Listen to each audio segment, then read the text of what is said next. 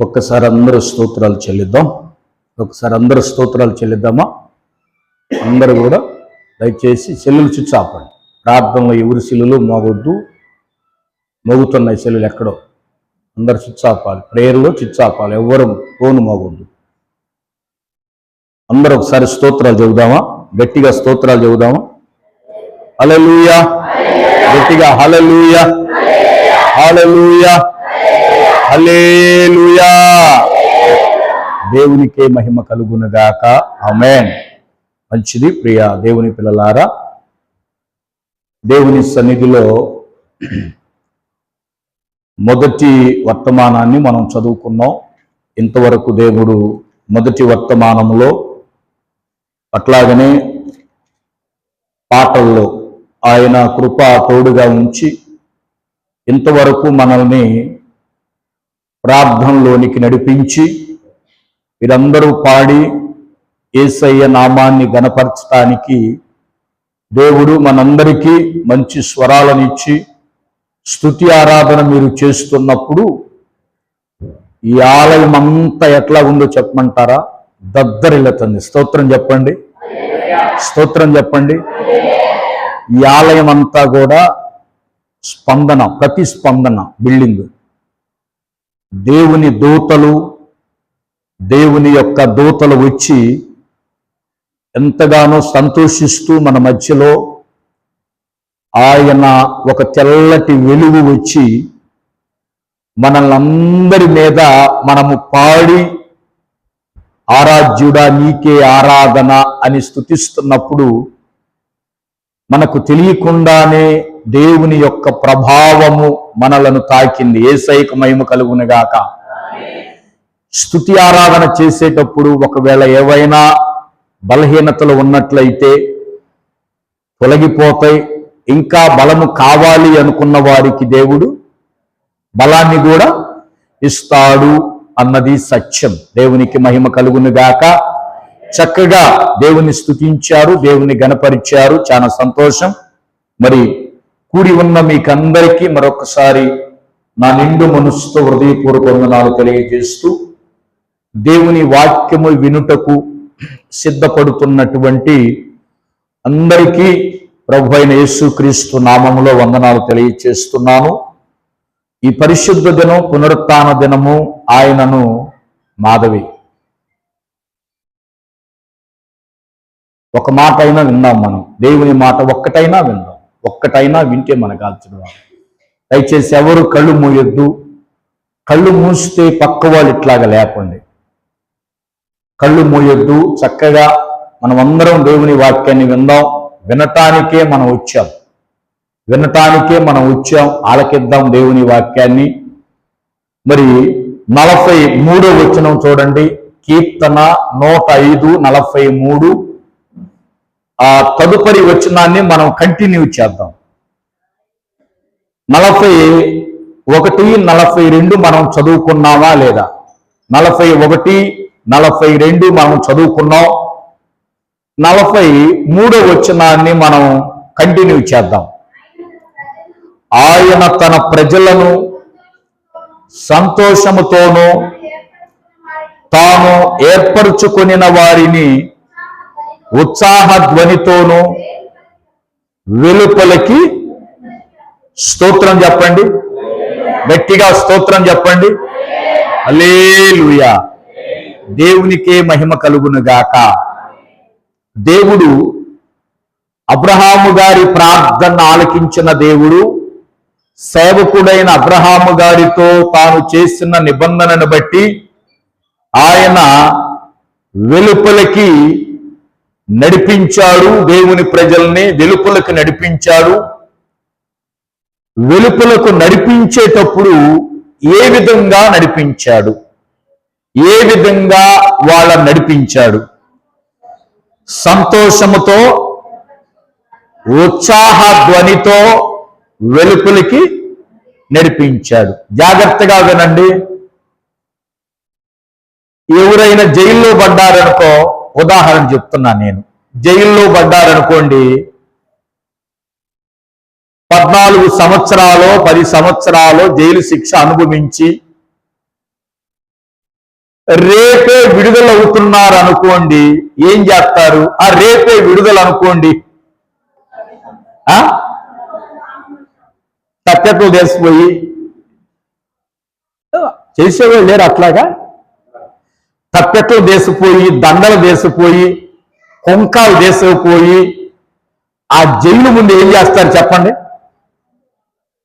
ఇంకొక గంటలో వస్తున్నాడు, ఇంకొక అర్ధ గంటలో వస్తున్నాడు, కొట్టండి రా చప్పట్లు, డ్రమ్ములు కొట్టండి అని ఎప్పుడైతే ఆ మెయిన్ గేట్ దాటి బయటకు వస్తాడో, ఏమండి, వచ్చే వారి కళ్ళల్లో చెప్పండి ఏం కనపడుతుంది?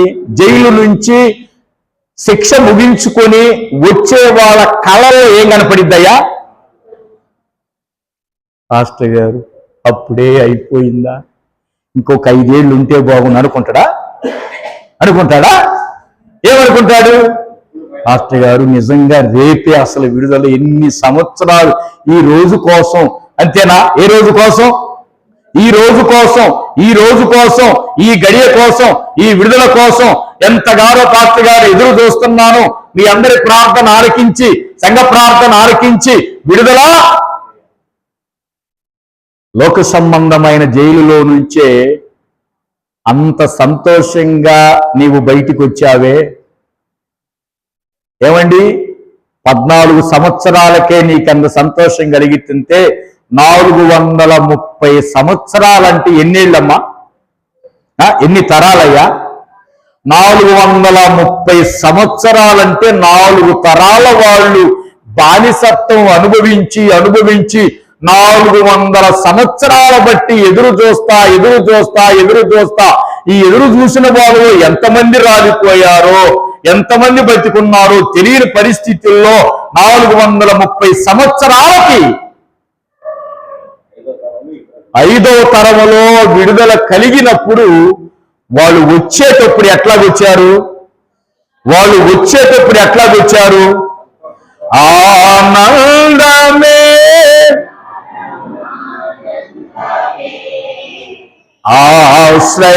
ఆశ్రయపురమైన యేసయ్యా నీలో, ఆనందమే పరమానందం,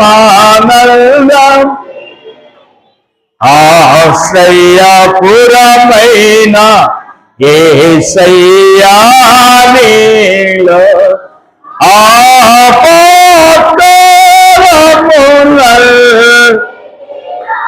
యేసయ్యా ఆదరించిన అక్షయుడానికే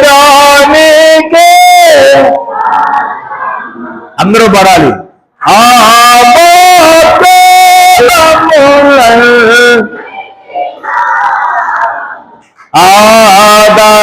ఆదరించిన దానికే స్తోత్రము. హల్లెలూయా. యేసయ్యా నీకే, అందరూ అనండి, యేసయ్యా నీకే. గట్టిగా యేసయ్యా నీకే, గట్టిగా యేసయ్యా నీకే, ఓటిగా యేసయ్యా నీకే, సంతోషంగా యేసయ్యా నీకే.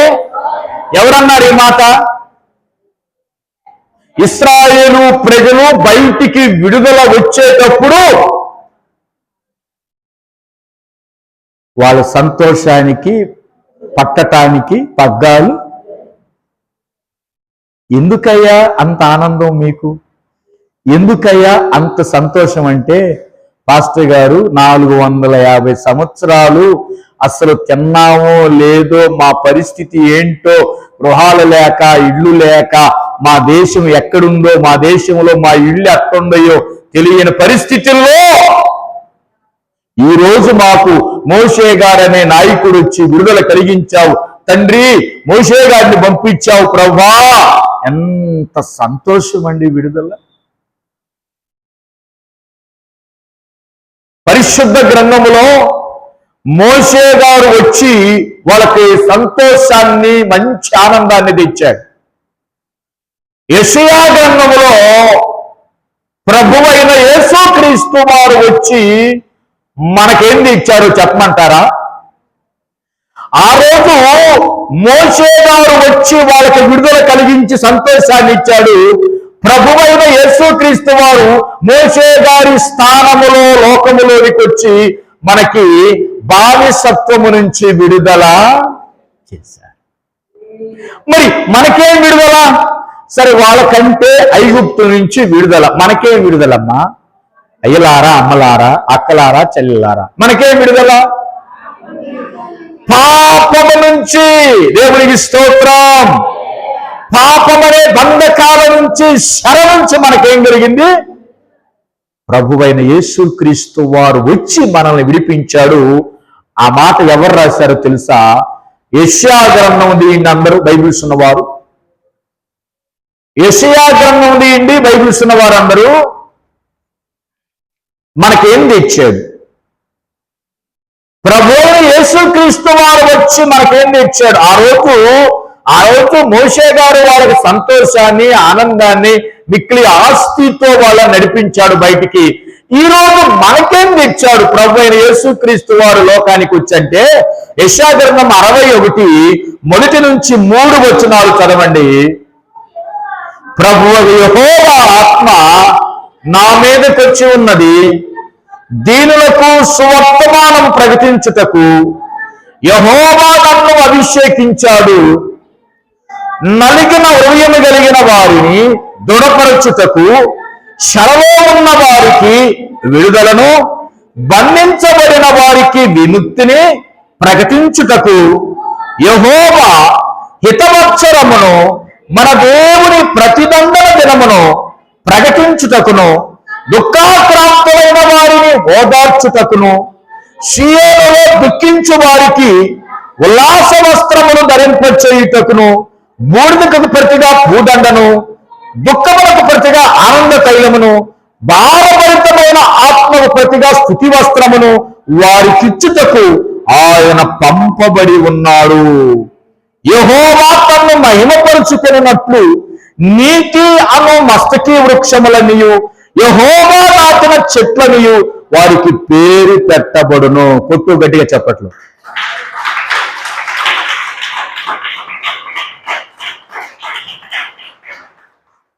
ఆ రోజుల్లో మోషే గారు ఐగుప్తు దేశానికి రాగానే ప్రజలకందరికి ఏం కలిగింది? అమ్మయ్య, ఒక్క నాయకుడు మాకొచ్చాడమ్మా. అబ్బా, వాళ్ళ తరపున మాట్లాడుతుంటే మోషే గారిని చూసి కొండంత ధైర్యం. బా బా బా బా. ఏమండి, ఎవరైనా 100 మంది నీ మీద తగాదాడుతున్నారు, నువ్వు ఒక్కడవే ఉన్నావు, ఎవరైనా నీ పక్షాన్ని వచ్చి మాట్లాడితే నీకెట్టుంటది? అమ్మయ్య, నువ్వన్నా వచ్చావురా సమయానికి, ఈ వీళ్ళతో నేను గెలవలేకపోతున్నా, నోళ్ళలో నోళ్ళు లేకపోతున్నా సమయాన్ని. ఎంత అండగా ఉంటుందండి ఆ వ్యక్తి రాగానే. మోషే గారు రాగానే వాళ్ళకి ఎట్లాగుంది? ఈ క్రొత్త నిబంధనలో యేసుక్రీస్తు వారు లోకానికి రాగానే ఎట్లాగుంది మనకి? ఎంత సంతోషమో, ఎంత ఆనందమో. కూర్చోండి పిల్లలు. ఎంత సంతోషమో, ఎంత ఆనందమో. ఎందుకు వచ్చాడండి ఈయన? ఎందుకు ఈయన అభిషేకించబడ్డాడు? దీనులకు సువర్తమానం ప్రకటించుటకు యెహోవా నన్ను అభిషేకించాడు. ఇంకా ఏంటో తెలుసా? నలిగిన హృదయము కలిగిన వారిని దృఢపరచుటకు. నలిగిన హృదయం అంటే జీవితంలో విసికి వేసారిపోయిన వారిని, ఇక చనిపోదాము, చావు తప్ప మరొక మార్గం లేదు అన్న వారి మనస్సులను దృఢపరచటానికి, శరలో ఉన్న వారికి, పాపమనే శరలో ఉన్న వారికి విడుదలను, బంధించబడిన వారికి విముక్తిని ప్రకటించుటకు. దేవుని స్తోత్రం చెప్పండి. దేవుని స్తోత్రం చెప్పండి. బంధించబడిన వారిని. పాపలో లోకమంతా బంధించబడింది. దేనిలో బంధించబడింది? పాపము. ఆదాము చేసిన పొరపాటును బట్టి ఆ లోకమంతా పాపములో బంధించబడింది గనుక ఆ బంధించబడిన పాపము నుంచి యేసుక్రీస్తు మనల్ని విడిపించటానికే వచ్చాడు, విడిపించాడు. యేసయ్యకు మహిమ కలుగునుగాక. ఏం చేశాడు ఆయన మనకి? విడిపించాడు, మనల్ని బలపరిచాడు, మనల్ని స్థిరపరిచాడు, మనల్ని తన కృపలో స్థిరపరిచాడు. ప్రియ దేవుని పిల్లలారా, దేవుడు చేసిన మేలేంటో తెలుసా? మనల్ని పాపము నుంచి విడిపించాడు, నలిగిన వారి నుంచి దృఢపరిచాడు, చెరలో ఉన్న వారికి విడుదలను ఇచ్చాడు, దేవుడు విడుదల కలగజేశాడు. దేవునికి మహిమ కలుగునుగాక. విడుదల కలగజేసిన దేవుడు మనకేమిచ్చాడు? ఇంకా అంటున్నాడు, దుఃఖాక్రాంతులను ఓదార్చుటకు. దేవునికి స్తోత్రం. దుఃఖిస్తున్న మనకి ఓదార్పును కలగటానికి, ఏడుస్తున్న మనకి ఓదార్పును కలగటానికి యేసయ్య వచ్చి ఏమిచ్చాడో చెప్పమంటారా? ఆ రోజు ఇశ్రాయేలీయులకి ఆనందాన్ని, సంతోషం అనే దాన్ని ఇచ్చాడు.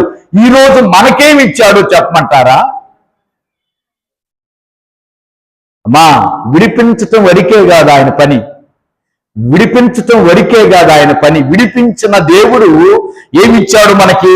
లెక్కేసుకోండి. ఒకటి, ఉల్లాస వస్త్రమును ధరింపచేయుటకు. స్తోత్రం చెప్పండి. ఏ వస్త్రాలండి? అందరూ చెప్పండి. ఏ వస్త్రాలు? ఖద్ర వస్త్రాలా? ఏ వస్త్రాలు? బంగారపు వస్త్రాలా? వెండి వస్త్రాలా? ఏ వస్త్రాలు? ఉల్లాసపు వస్త్రాలు ధరింపజేశాడు. ఎందుకయ్యా ఉల్లాసం? ఎందుకయ్యా ఉల్లాసం? ఎందుకయ్యా సంతోషం? అంటే ఎందుకు మనం ఆనందపడాలి? ఎందుకు మనం ఎప్పుడు ఉల్లాసంగా ఉండాలి? ఎందుకు సంతోషంగా ఉండాలో తెలుసా? పాపము నుంచి మనము విడిపించబడ్డాం, నరకము నుంచి మనం విడిపించబడ్డాం, సాతాను బంధకాల నుంచి దేవుడు మనల్ని విడిపించాడు. అందుకని మనం ఎప్పుడు ఎట్లా ఉండాలంట? ఉల్లాసంగా. అందరానండి, ఎప్పుడు కూడా సంతోషంగా ఉండాలి. ఏమండి, ఈ శ్రమలను బట్టి మనం బాధపడవలసిన పని లేదు. ఇవి వస్తుంటాయి, పోతాయి. ఇవన్నీ మన దగ్గర నిలబడే శ్రమలు ఉంటాయా? పోతుంటే వస్తుంటాయి. ఇవన్నీ కామను. మనం సంతోషించాల్సింది ఎందుకో తెలుసా? అసలైన శ్రమ నుంచి విడిపించాడు. అసలైన శ్రమ ఏంటో చెప్పండి. ఏమండి, ఈ శ్రమలు ఎంతకాలం? కళ్ళు మూస్తే ఏముండదు, కళ్ళు తెరిస్తేనే శ్రమ. కళ్ళు మూస్తే ఇవన్నీ ఉండవు. కళ్ళు మూసినా ఆ శ్రమ శాశ్వత కాలం. ఏ శ్రమ? అగ్ని ఆరదు. మరి దాని నుంచి విడిపించాడు కాబట్టి మనకి ఏ వస్త్రం ధరింపజేశాడు? ఎప్పుడూ కూడా నీ జీవితంలో నాకు ఒక వస్త్రాన్ని ఇచ్చాడు, నా తండ్రి నాకు ఒక వస్త్రాన్ని ఇచ్చాడు. ఎప్పుడు సంతోషంగా ఉండమన్నాడు, ఎప్పుడు ఆనందంగా ఉండమన్న పాస్టర్ గారు. నేను ఎప్పుడు సంతోషంగా ఉంటే, ఎన్ని శ్రమలు వచ్చినా కష్టాలు వచ్చినా నీ ఉంటే నాకు చాలయ్యా, నీ మాట చాలయ్యా, నీ చూపు చాలయ్యా, నీ నీడ చాలయ్యా, అట బ్రతికే భాగ్యం నాకు దయచేయి ప్రభువా. సంతోషించుదువుగాక, ఆనందించుదువుగాక. ఏ వస్త్రాన్ని ఇచ్చాడు? కొంతమంది నాకెవరు లేరులే, నాకెవరు లేరులే, ఎప్పుడు బాధపడతారు. ఎందుకు బాధ? సరే, ఎవరున్నా లేకపోయినా అసలు ఆయన ఉన్నాడుగా. ఎవరు? చెప్పండి, చెప్పండి. ఇప్పుడు కొంతమంది ఇక్కడ ఏమంటున్నాడు? సంతోషించు, నేను నీకు విడిపించా కదా, నేను నీకు వస్త్రాన్ని ఇచ్చా కదా, ఆ వస్త్రం నిన్ను ఆనందింపజేస్తాను. ఇచ్చావులే వస్త్రం, తినటానికి ఏమీ లేదు, సుఖమేముంది వస్త్రాన్ని ఇచ్చినా? ఏమీ లేదు, జరగటం లేదు. దుఃఖపడవద్దు ప్రియమైన దేవుని పిల్లలారా. ఆయన ఏ దేవుడండి? విడిపించే దేవుడు, పోషించే దేవుడు, కాపాడే దేవుడు. ఎవరూ లేదని, నేను అనాథనయ్యా అని మనం ప్రార్థన చేయకూడదంట. ఎంతమంది చేస్తున్నారు తెలిసి తెలియని ప్రార్థన? నేను అనాథనయ్యా, నేను ఒంటరిదాన్నయ్యా. ఒంటరిదాని నువ్వు అనాథవా? తెలిసి తెలియని ప్రార్థన. నేను అనాథనగానయ్యా. యోహాను సువార్తలు అంటాడు, మిమ్మల్ని నేను అనాథలుగా విడవట్లేదు కదా. మనకందరికి ఎవరున్నాడు? ఎవరున్నారయ్యా? ఎవరున్నారు మనకి? తండ్రి ఉన్నాడు. ఉల్లాస వస్త్రం, ఎప్పుడూ సంతోషంగా ఉండు. నీకు విడుదల కలిగింది, నువ్వు విడిపించబడ్డావు, నువ్వు సంతోషంగా గడుపు. ఉల్లాస వస్త్రాన్ని ఇచ్చాడు. ఒకటి. రెండవది, బూడిదకు ప్రతిగా పూదండ అంటే ఏంటో చెప్పండి. బూడిదకు ప్రతిగా. పైన ఉంది దుఃఖానికి ప్రతిగా. ఇప్పుడు అర్థమైందా? దుఃఖానికి ప్రతిగా, బూడిదకు ప్రతిగా. ఏమండి, ప్రభు లేకపోతే బూడిదెంతో మనం అంతే. బూడిదని ఎక్కడ చూసాం మనం, చెప్పండి. బూడిదని ఎక్కడ చూస్తారా? పొయ్యిలో. ఇంకా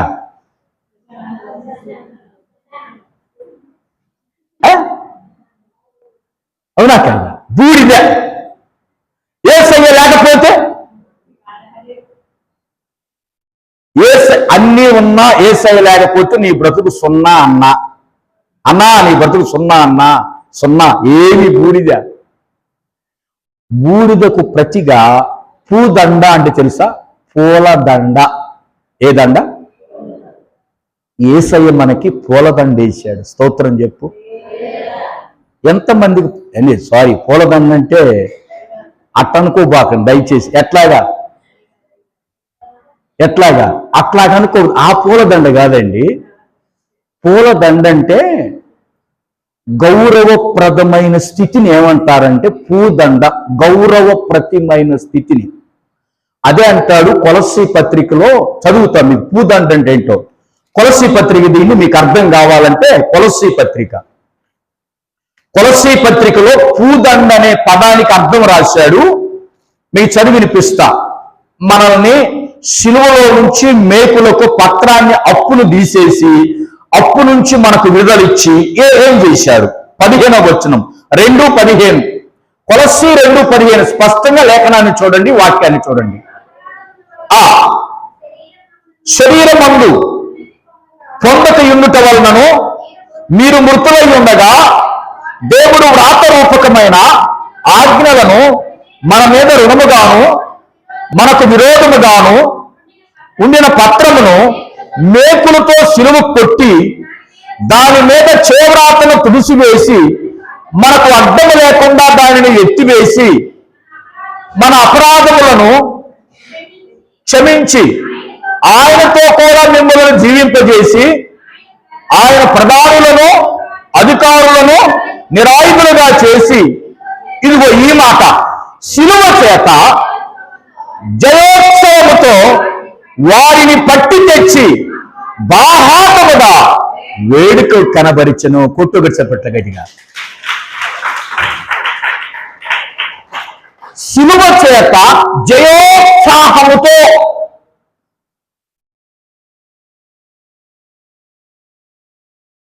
శిలువ మనకేం తెచ్చింది?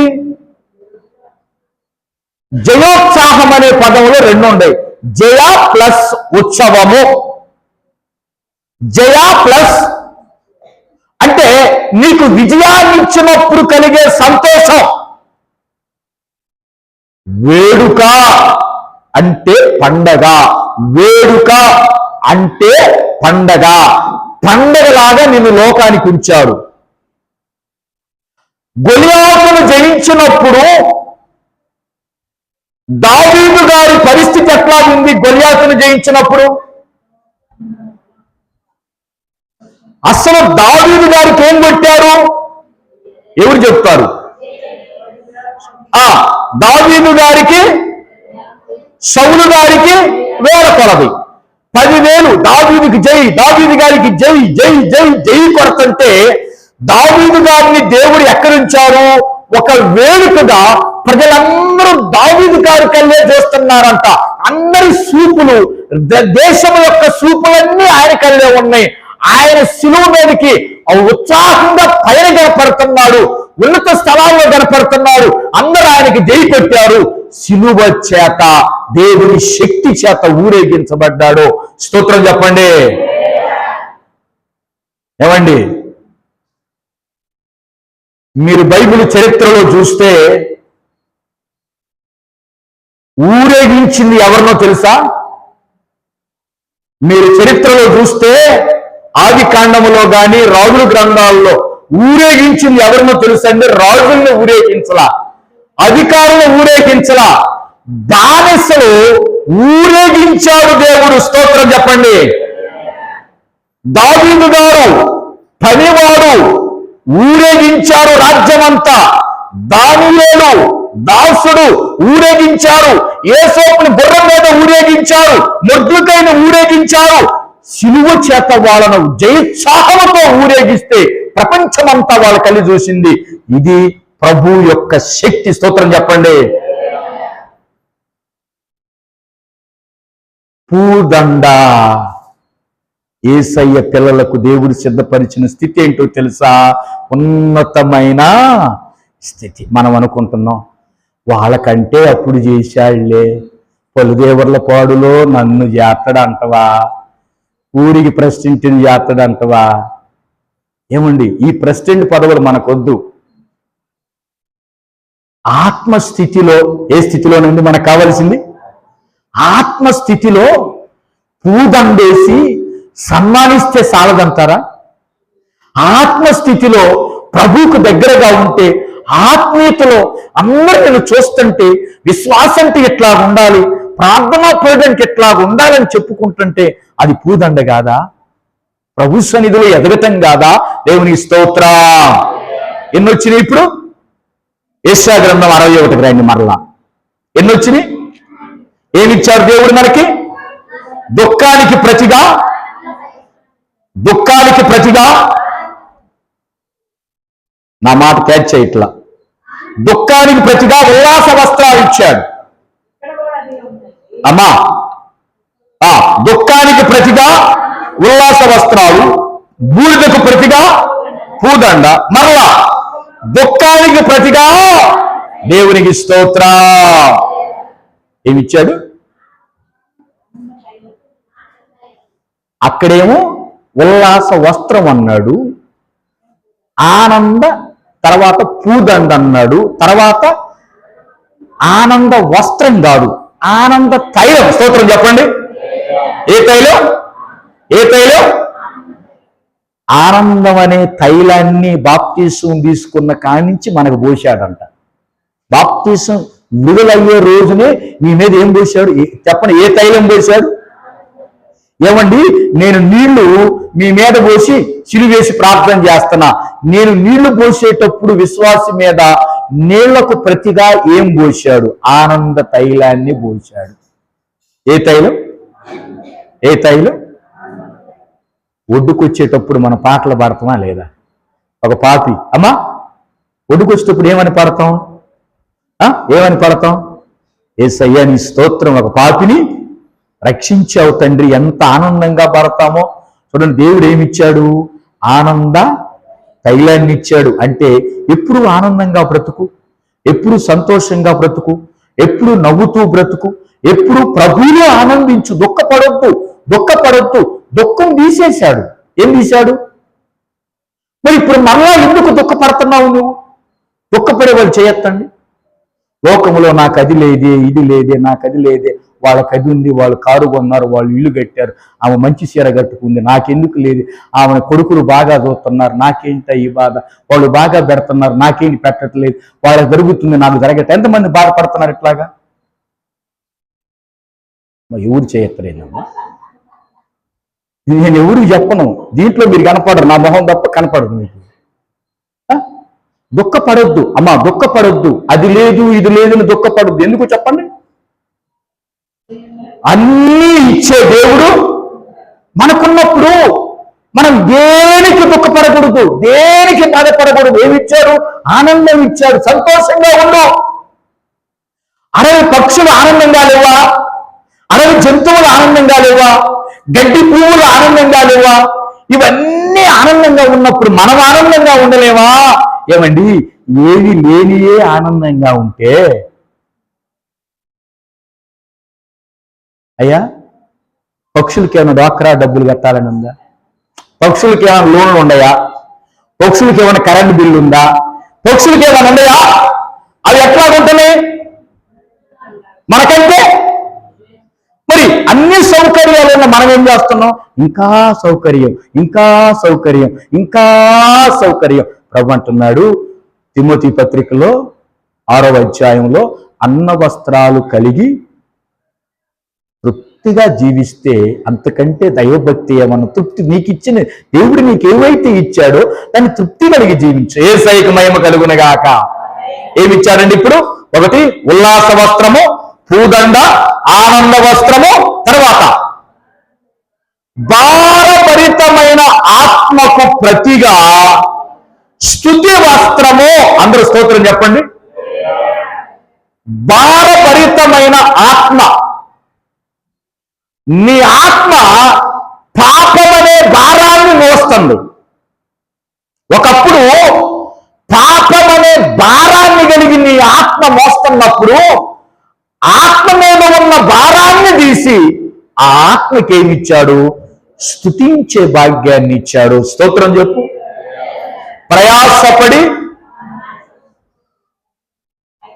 ప్రయాసపడి భారం మోయుచున్న నా వద్దకు రండి, నేను సాత్వికుడను, నా వద్ద నా కాడి ఎత్తుకొని నా వద్ద మీ ప్రాణములకు విశ్రాంతి. ఏమండి? భారభరితమైన ఆత్మ. ఒకప్పుడు ఎంత భారంగా ఉన్నామో, ఇక్కడికి వచ్చే వాళ్ళందరూ భారంతోనే వచ్చారా? లేదు. భారం. అయ్యో ఏంది ఈ భారం? మందిరానికి వచ్చింది, భారం అంతా ఏమైంది? ఇప్పుడు మీకు మైకి ఇచ్చి మీ భారం చెప్పమంటే, ఒక్కొక్క భారం చెప్పమంటే నాకు కాస్త పలావు పెట్టి కూర్చోబెడతారు. ఈ ఓపికతో వినండి పాస్టర్ గారు, నా భారం అంతా చెబుతా, నా భారం అంతా దేవుడు తీసేశాడు. స్తోత్రం చెప్పండి. ఏం తీసేశాడు? భారాన్ని తీసివేసి ఏమిచ్చాడు మనకి? స్తుతి వస్త్రం. అందరూ అనండి. ఏ వస్త్రమయ్యా? మరి స్తుతి వస్త్రం నీకుందా? ప్రశ్న. అనుదినము దేవుని స్తుతిస్తున్నావా? దేవుడు మనకిచ్చిన కృప ఏంటంటే, ఇక నీకు భారం లేదు, నీకు పాపం అనే భారం లేదు. ఆ భారాన్ని నేను ఎత్తుకున్నా. ఏ భారం? నేను ఎత్తుకొని మోసి దాన్ని తీసేశాను. ఇక నువ్వు చేయాల్సింది ఏంటో తెలుసా? ప్రభువుని స్తుతించు. ఎట్లాగా స్తుతించాలి చెప్పమంటారా? శృంగారం అనే దేవాలయం దగ్గర కుంటివాడు కాళ్ళు రాగానే ఆలయములోకి పోయి ఏం చేశాడు? అది చదవండి, తెలిసినోడు వాక్యం తీసి పక్కన. ఏం చేశాడు చదవండి. ఇప్పుడు అపోస్తుల కార్యం 3వ అధ్యాయం ఏంటి? అపోస్తుల కార్యం 3వ అధ్యాయం. అపోస్తుల కార్యం 3వ అధ్యాయం. వాడు దిక్కున లేచి నడుచుచు గంతులు వేయించు దేవుని స్తుతించుచు వారితో కూడా దేవాలయములోకి వెళ్ళెను. వారు నడుచుచు దేవుని స్తుతించుచు. ప్రజలందరూ ఒకసారి స్తోత్రం చెప్పండి, గట్టిగా స్తోత్రం చెప్పండి, సంతోషంగా చెప్పండి, ఆనందంగా చెప్పండి. అవండి. ఆడు స్తుతించాడు, గంతులు వేశాడు. ఎందుకు చెప్పండి ఆడు స్తుతించింది? ఏమండి? ఇంటికి వెళ్ళాడా, మందిరానికి వెళ్ళాడా? ఏం చేశాడు? గంతులు వేయచ్చు స్తుతిస్తూ, దేవుడు నాకు కాళ్ళు ఇచ్చాడు గనుక నేను స్తుతించాలి. అందుకనే మనం కూడా, అమ్మా వాడికైతే లోక సంబంధమైన కాళ్ళు ఇచ్చాడు, మరి మనకి ఆత్మ సంబంధమైన విడుదల ఇచ్చాడు. స్తోత్రం చెప్పండి. అందుకని దేవుడు ఏమన్నాడు? లేచినా స్తోత్రం చెప్పు, కూర్చున్నా స్తోత్రం చెప్పు, పని చేస్తున్నా స్తోత్రం చెప్పు, ట్రైన్లో ఉన్నా స్తోత్రం చెప్పు, బస్సులో ఉన్నా అనుక్షణము ఏం చేయాలి? మనం అనుక్షణము ఈ ఫలాన్ని ఇవ్వాలంటే. ఏ ఫలం? జిహ్వా ఫలం. ఏ ఫలం? హెబ్రీ పత్రిక 13:15 ఏమంటాడు? జిహ్వా ఫలము అర్పించుదమంటే ఎల్లప్పుడూ స్తుతియాగము చేయుదము. అంటే దేవుని స్తుతించాలి, ఈ నాలుకతో దేవుణ్ణి స్తుతించాలి. కాబట్టి యేసుక్రీస్తు వారు మనకు విడుదలిచ్చి ఎన్ని వస్త్రాలు ఇచ్చాడు చెప్పండి? ఇప్పుడు ఎన్ని వస్తువులు ఇచ్చాడు? మిమ్మల్ని అడుగుతున్నా, చివరిగా ముగిస్తున్నా, ఎన్ని వస్తువులు ఇచ్చాడు? చెప్తారా ఇప్పుడు? ఒకదాని వెంట ఒకటి ఉల్లాస వస్త్రాలు, రెండవది పూదండ, మూడవది ఆనంద తైలము, నాలుగవది స్తుతి వస్త్రాన్ని దేవుడు. మరి ఇవన్నీ మనకున్నాయా? యేసయ్యా, ఈ ఆనందం, ఈ ఉల్లాసం, ఈ స్తుతి స్తోత్రం ఎప్పుడు నా నోటి వెంట ఉండునుగాక. ఇంకా దేవుడు ఏమన్నాడు చెప్పమంటారా? అవి ఇవ్వటమే కాదండి, మనకు ఒక పేర్లు కూడా పెట్టాడంట. ఆయన పేర్లు కూడా పెట్టాడు. ఆ పేర్లు ఏమో చదువుతా మీకు. ఏం పేరు పెట్టాడు? నీతి అనే మస్తకి వృక్షములనియు, యెహోవా నాటిన చెట్లనియు వారికి పేరు. ఇప్పుడు వాళ్ళకు ఒక పేరు ఉంటుంది, దేవుడు ఇంకొక పేరు పెట్టాడు. మరి కొంతమంది బాప్తిసం ఇచ్చి పేర్లు పెట్టట్లా. మరి ఇక్కడ ఏం పెట్టాడు దేవుడు? నీతి అనే పేరు పెట్టాడా లేదా? ఇంకేమన్నాడు? యెహోవా నాటిన చెట్లు, నేను నాటిన చెట్టు. ఏమండి, మనం ఎవరో చెప్పండి? అందరం మనంతటా మనం నాటబడ్డామా? యేసయ్య మనల్ని ఇక్కడ నాటాడా? ఆయన నాటితే నాటిన ఆయనే నీళ్లు పోస్తాడు, నాటిన ఆయనే ఎరువేస్తాడు, నాటిన ఆయనే పాది తీస్తాడు, నాటిన ఆయనే కంచి వేస్తాడు, నాటిన ఆయనే కాపాడతాడు, ఫలాలు తినేది కూడా నాటిన ఆయనే. దేవుని స్తోత్రం చెప్పండి. అంతేగాని అన్ని ఆయన చేసి ఫలాలు వేరే వాళ్ళకి ఇస్తారని ఒప్పుకుంటుందా?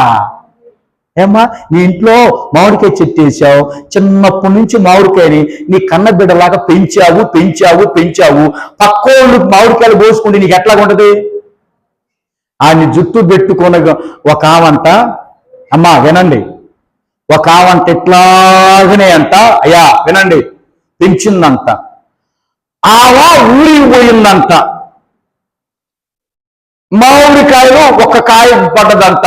ఆమెమనుకుంది, అర్జెంట్ ఫోన్ వచ్చింది, ఈ మామిడికాయను వచ్చిన తర్వాత పెరుగన్నములో వేసుకొని కాస్త తీరిగ్గా తిన్నాలని అనుకుందంట.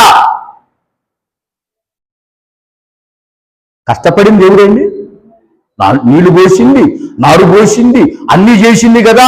ఊరికి పోయి వచ్చేసరికి ఆ కాయ లేదంట. ఎవరో చెప్పారంట, పక్కాను కోసుకుంది అన్నారంట. తగాద పెట్టుకుంది.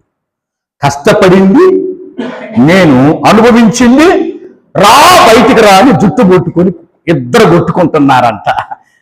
కాయ కోసిన జుట్టు కొత్తిమీర అంటుందంట. ఆ కొత్తిమీర జుట్టుకి సవర వేసిన సంగతి ఎవరికి తెలియదంట. ఎవరికి తెలియదు? జుట్టు పొడుగుందనుకొని జుట్టు పట్టుకొని లాగానే సవరం కాస్త ఏమో కింద పడింది. ఆమెమనుకుంటుంది కొత్తిమీర జుట్ల ఇట్ట ఊగుతుంది. ఊగుతుంది, సవరం ఎప్పుడో ఊడిపోయింది. ఏమండి, ప్రార్థనకు పోయావకి నీకు సవరం అవసరమా? జుట్టు కొత్తిమీర ఉంటే ఏం చేస్తారు? ఏమంటారు? ఎట్ట పట్టుకున్నామని చూస్తే కొత్తిమీర కట్టలాగా జుట్టు రాదు, చేతికే గుప్పిడి అందకపోతుందా? పట్టుకొని అలుపొచ్చి చించేమో నా మామిడికి జుట్టే అందట్లేదు. దేవుని స్తోత్రం చెప్పండి, స్తోత్రం చెప్పండి. ఈరోజు ప్రభు మాట్లాడిన మాట, ఇశ్రాయేలీయులను దేవుడు విడిపించినప్పుడు సంతోషంగా వెలుపులకు రప్పించాడు.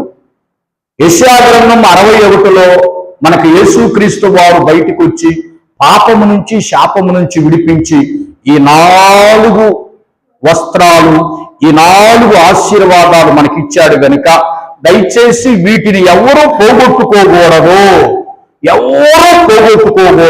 ఇంకొక వస్త్రం ఉండ. 5వది నేను కలుపుతున్న పెండ్లి వస్త్రం. ఏ వస్త్రం?